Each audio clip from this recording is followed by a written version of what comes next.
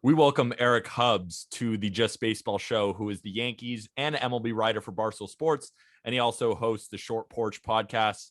Hubbs, thank you for joining us during one of the busiest times of the year. And you just watched the Yankees take 2 of 3 from the Rays, but they just got thumped 14-0 with Garrett Cole on the mound. How's your brain right now? Because mine's going about 1,000,000 miles an hour.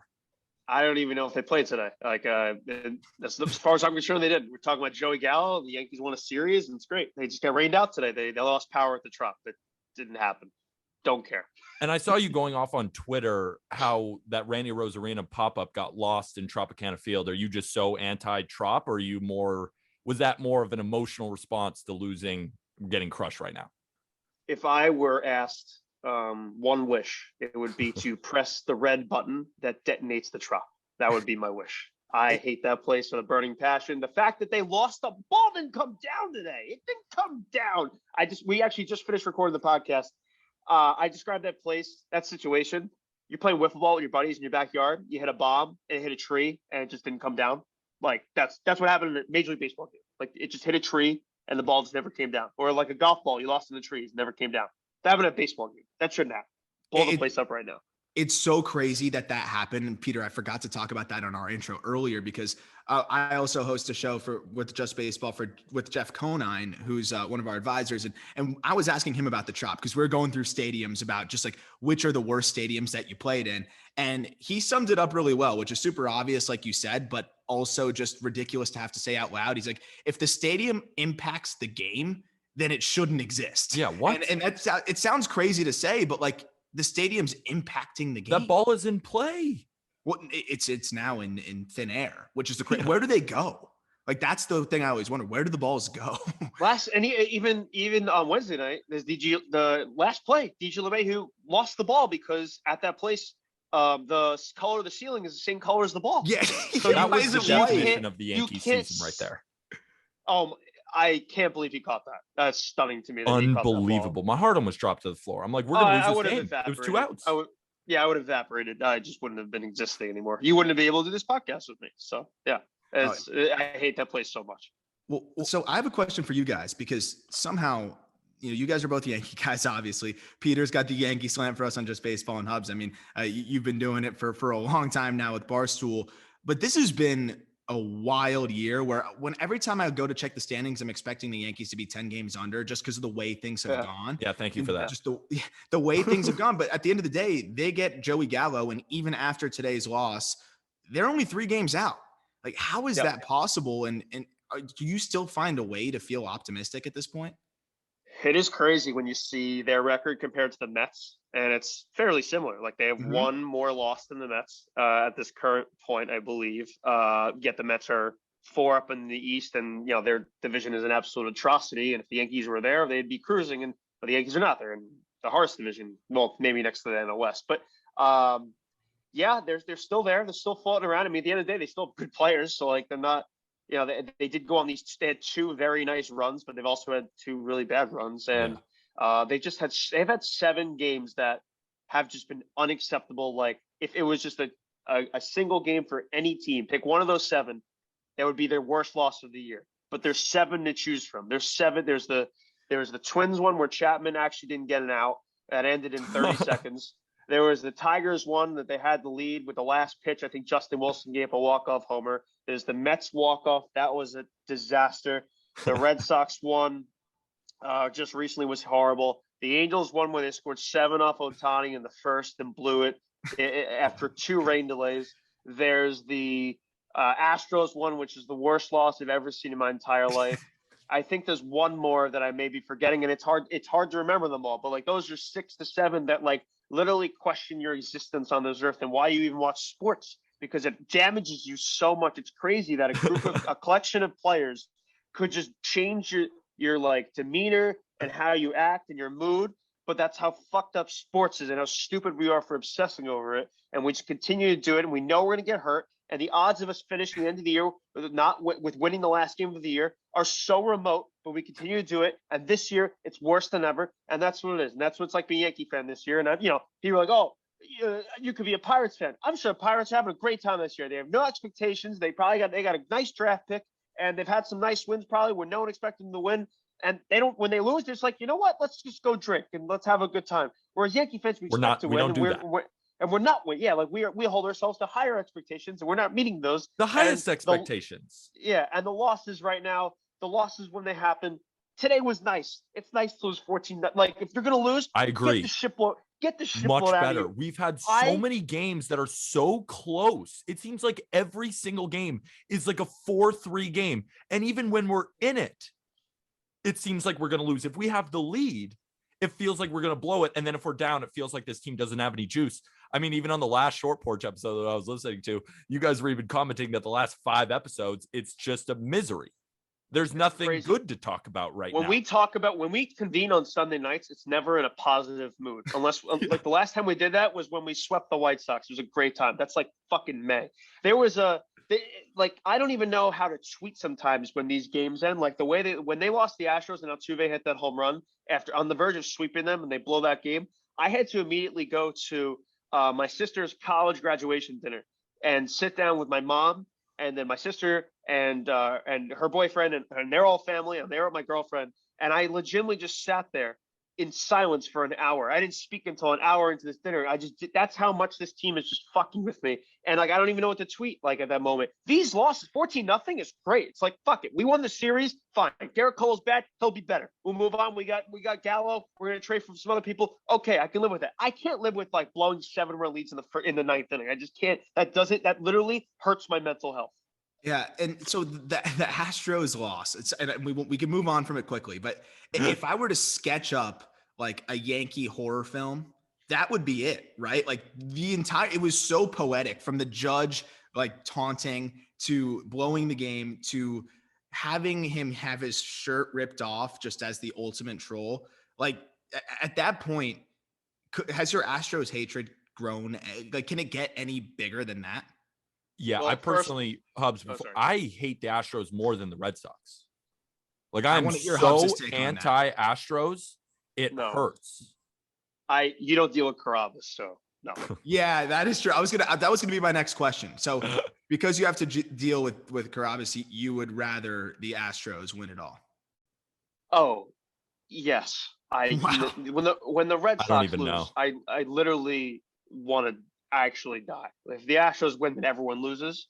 If the Red Sox win, I lose. Like, so that's the way I see it. But yeah, I mean, I hate both fan bases with a dying passion, but that Astros loss, I'm not very religious. Like I just go with it, but you can't tell me that the devil doesn't exist after that loss. Like that was like a special kind of fucked up nightmare that he crafted. It was like, yeah, I'm the fucking devil. Like, look at this shit. Look at this stuff I can pull. It was perfect. Either that or we're living in a simulation. One or the other. There's one of those two doorways are opened and one of them's true, one of them's not. But there's no other options. Either the devil actually exists or we're living in a simulation. It's the only way you can explain that loss. It was sketched up for misery. Like Brian Cashman did something terrible, and that was like God punishing him, because that was the most perfect way to troll New York, in my opinion. Yeah. This has not been a fun podcast so far, I'll say that much. I'm so sick of talking about the negative. Can we talk about a positive that just happened? Yes. Joey Gallo is going to the New York Yankees in exchange for Glenn Otto,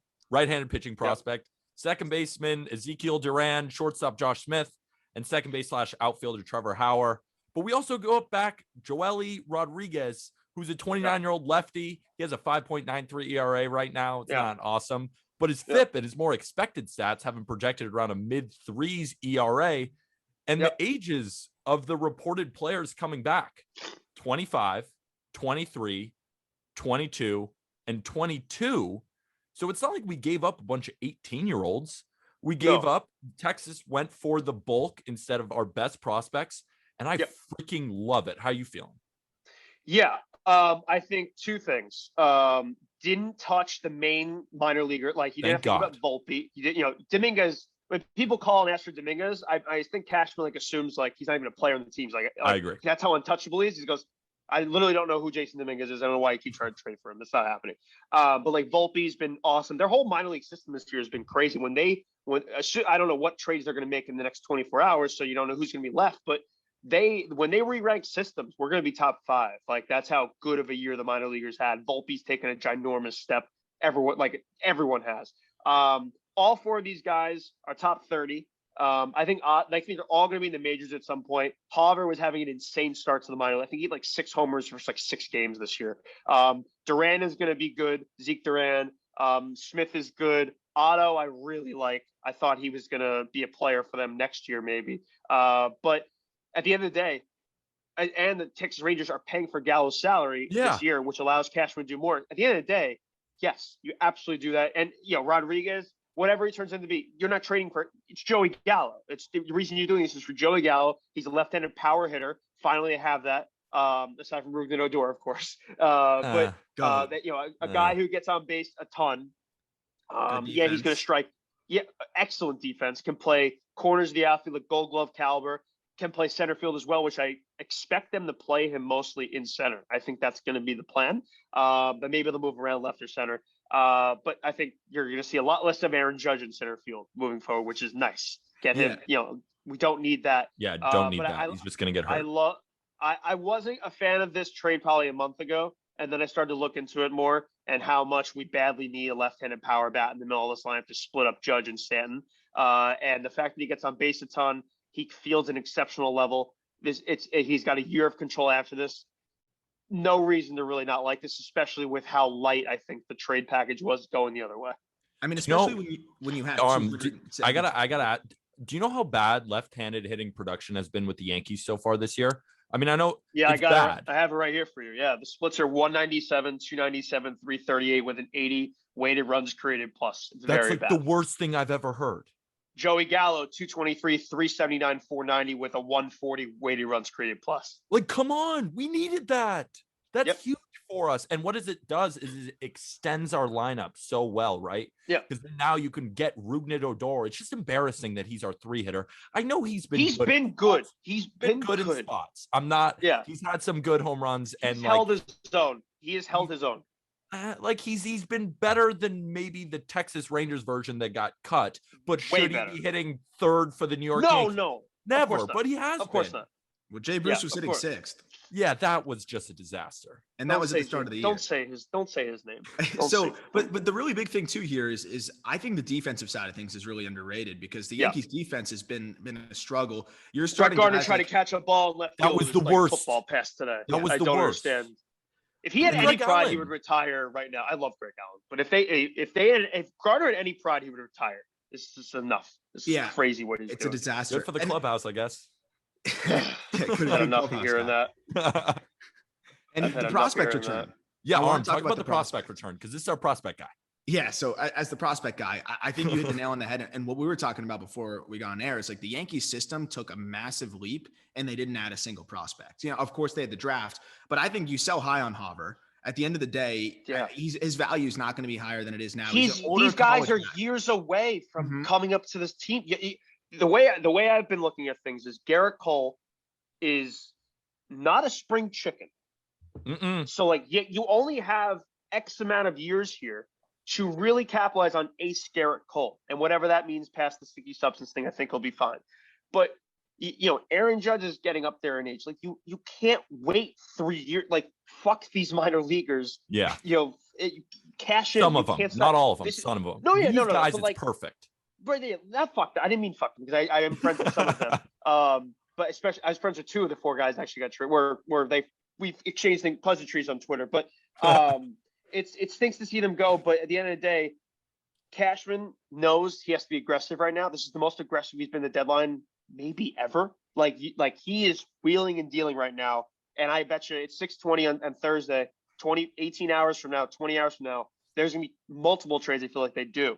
And whether that means parting with Voit and all that, well, you can get into that. But he's being very aggressive. He knows he has to be. He knows this team is good enough to do something, and they need an extra push. They need a little bit more than an extra push, and he's trying to give it to him. So hats off to him. I'm happy for it. Let's go for it. So Hubs, like, what do we do now? Like, what is that next move? How are we getting to the playoffs? So we talked about on the pod. If you told me all the available guys out there, most reasonable, reasonable people priced and all that, I would go all in for Trey Turner right now. No ifs, ands, or buts. I would go all in for Trey Turner. But like, he's available. They're going to ask for Dominguez. No, yeah. And then what do you do? Like, would you trade Dominguez for Turner? No.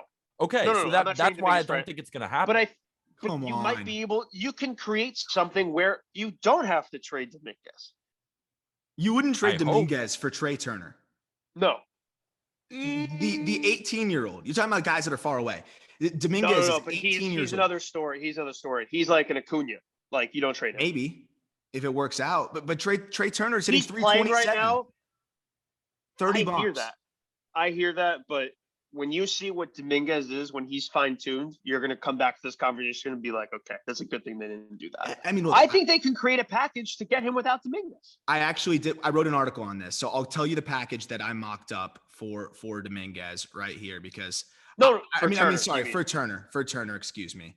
But I had the Yankees as one of the best options for him because I think the Yankees could pull it off. It's going to be hard to get him, but I had Peraza, Medina, Haver is now gone. I had Peraza, Medina, Florial, and then Haver for doing Trey that Turner. I already said in 4 yes. Seconds. Yes, absolutely. But let's say it's Peraza, Medina. Was in my head Give them Clark Schmidt and would... Miguel Andujar too if they want them. They can just have them as well and then those 4 prospects. They can take them. They can really gut our system for Trey Turner. Volpe? I would Devi? No, Volpe. Oh, Volpe? Yeah, I think Volpe would be Turner is a guy I would deal Volpe for.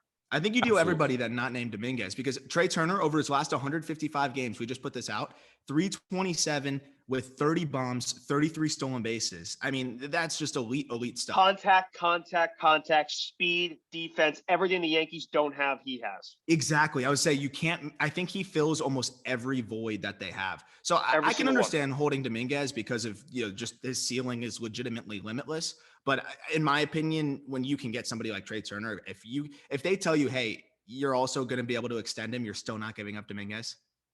The only guy I would trade Dominguez for is Ohtani. Not Trout? Yankees fans are nuts with Trout. Dominguez. I would trade him for Vladimir Guerrero Dominguez Jr. is currently playing against people 4 years older than him and destroying them. So he should be the number one prospect in baseball then. If you were dropping a top 100 list, he will be. But he should be right now if that's the case. When he gets to Double-A, he will be the number one prospect in baseball. But I'm he should hoping be right now. He's like, it's because he hasn't played against professional. Like, this is his first ever. I agree. Like, all those other guys played college baseball or whatever, or he's just been playing down in Dominican, like in pickup games or whatever, and they just plucked him out. They're like, this is the new LeBron James of baseball. Like, he needs to play. Like, give it by the end of next year, he's top 5. I think. Got to work on the sliding though. He has no idea how to run. None. They did not teach that to him on Mars. They don't teach base running on Mars. Apparently, there's no gravity. Someone needs to teach him how to cut a base and slide and not die because it's very concerning every video I see. The counter is hit a home run every time. You don't need to slide, which is fine. So I'll take that. That would be my personal suggestion to him. I agree with you. If I was the base runner, I was like, hey, we don't even need to do this. You just hit the ball over the fence every time. Problem solved. But yeah, my answer for the deadline is Turner. And they need to add a reliever because you trade Seth away with Wilson. You added Clay Holmes. Okay. You need another reliever as well. I hope they get Kimbrel, but that's just not going to happen. Not a chance in the world. Not a chance in the world. There's actually a better chance that he goes to the Red Sox, which I would hate, or the Astros, who could still add him, even though they've added a couple relievers already. Could see either option happening. Yeah. So I have 2 questions for you. We had Ken Davidoff of the New York Post on recently, and I asked him about Jason Dominguez, and he respectfully told me to suck it, basically saying that Jason Dominguez there's way too much hype on him, that maybe to your point that he might not be that next Mickey Mantle amazing outfielder type. But he's also that guy who asked that spider tack question to Garrett Cole straight up. Oh, yeah. And said, hey, Garrett Cole, do you use spider tack? And Garrett Cole gave one of the worst answers I've ever seen in a post-game presser, maybe in the history of baseball. The most unprepared answer ever. Which is crazy. I mean, how did he not prepare for that? I hope someone got fired for that situation. One person. But so my question is, so you disagree with Ken Davidoff on the Dominguez part, but it was kind of legendary what he did with Garrett Cole. Well, I think Dominguez is going to be very, very, very, very, very fucking good. And that you don't trade like an Acuna level type guy, and you don't trade that guy. And the Yankees haven't had that type of guy in a long, long time. Like ever? They did. They may have thought they did, maybe if I'm forgetting his name, but like 15 years ago, 20 years ago, they thought they did. He just wasn't. I think they haven't. Montero was supposed to be a god. Yeah, and then he just got really fat. But so we had Passan on, not to one up your Davidoff thing, but we had it is Jeff a one up, Passan but it's on. cool.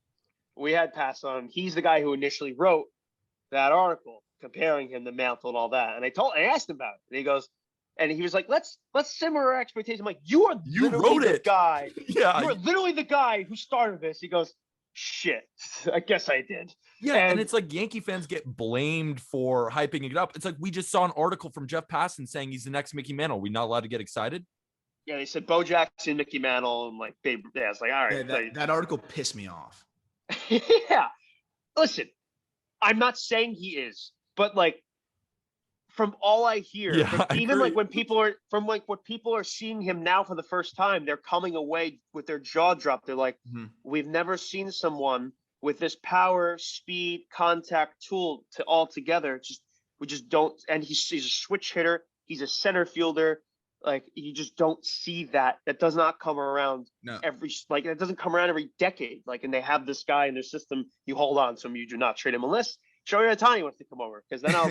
But apparently, Dominguez might start pitching. He might start pitching. You never know. I mean, the guy can clearly do it. But I will say, we went to the Futures game. We were covering the All-Star weekend out there. It's like our first big event for Just Baseball, and seeing Dominguez at that Futures game, I was really impressed at how much he was able to hold his own. Because you're talking about he's playing on backfields. We always joke that I didn't think he actually existed. I thought he was just a hologram that they would never actually unveil. Yeah. But to see how much he held his own against baseball's best prospects. We're talking about guys that are in AA, AAA, knocking on the door of the big leagues. Dominguez really holding his own. Born in 2003.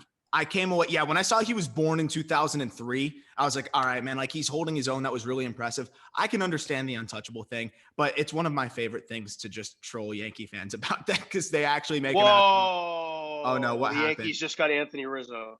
You're lying. Oh my gosh. You're lying.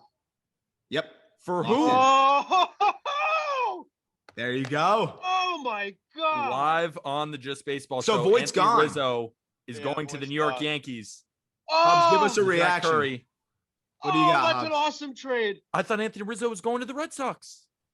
Thank God. Screw the Red Sox. Who did we give up? Oh my God. Who cares? Luke Voit has to. What is Luke Voit going to the Cubs? Yeah, Voigt's gone. Voigt's gone. So is Voit going to the Cubs? No way. No way they did Voit for Rizzo. Right? Why would the Cubs do that? Holy shit. They got Rizzo? This is a live reaction right here. Bro, they got Rizzo. It's a lot better than Braden's reaction.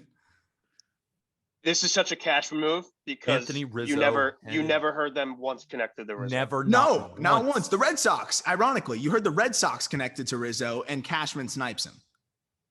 Oh my God. And this is not his last move, Hubs. No. This is not even close. We might see one of the craziest deadlines ever from the Yankees. That's fucking bananas. Rizzo's the man. He's the nicest guy ever, man. It's going to be perfect in our lineup. We're getting lefties. I've been saying this since the beginning of time. Since the beginning of 2017. Our lineup is so right-handed dominant that we just need like lefties, and especially Rizzo. Oh my God, we just got Anthony Rizzo and Joey Gallo in like 24 hours. We're going to have to cut this one a little short. I think I got to go do my job. Yeah, man, go do your job. You got your reaction. Give us one final parting thought here on the Rizzo deal and on Brian Cashman. Anthony Rizzo is that is a crazy, crazy move. Lefty first baseman, what they want. It sucks. It sucks that Luke's gone. But that on the short porch, I was like, yeah, I'm the number one Luke Voigt guy. Like I almost founded this guy when he was up. I was like, I stuck my name to him because I hated Greg Bird so much out of spite. I wanted Voigt to win the job, and he was awesome. And it's gonna suck to say goodbye to him because he's legitimately just such an awesome dude. If you're gonna replace him, Anthony Rizzo is not a bad way to start. I wish Luke Voigt the best. Too. Yeah, Luke Voigt, Anthony Rizzo, both just great character guys. But this is a fucking awesome fucking move. This is a big one. Well, thank New you York's so gonna much. love him. Yeah, thank you so much, Hubs, for hopping on. And like you said, I don't think this is the last move. That would be my parting gift to you. And the best part about Greg Bird was always his batting practice. Have you ever been in batting practice for some Greg Bird? Dude, he hit absolute nukes. Yankee batting practice in those days with those power hitters, I mean, even now, it's way better than the games. Okay. All right. We still don't know who's going to the Yankees in exchange, or who's going to the Cubs in exchange for Rizzo to the Yankees. But Hubs, I know you got stuff to do. You got to go live. You got to do whatever you got to do. Appreciate you guys. Thank Had a you good so time. much. I get asked to do a lot of these a lot of times. You guys are awesome. That was legitimately a good conversation. Hope invite me back whenever you want. I'll talk whenever. 100%. We'll get you back on too. All right, guys. Take care. Take care later, Hubs.